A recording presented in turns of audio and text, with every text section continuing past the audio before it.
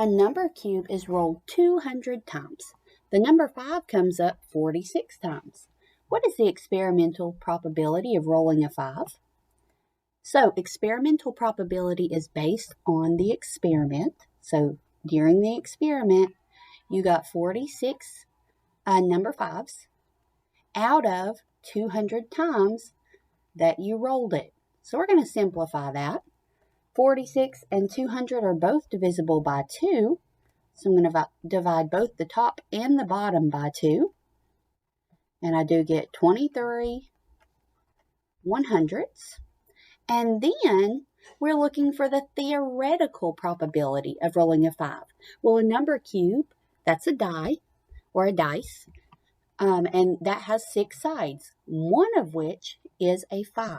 So you have a 1 out of 6 chance of getting a 5, and that's your theoretical probability. That's what should happen in theory. The 23 out of 100 is your experimental probability, or what actually happened. What happens based on the experiment.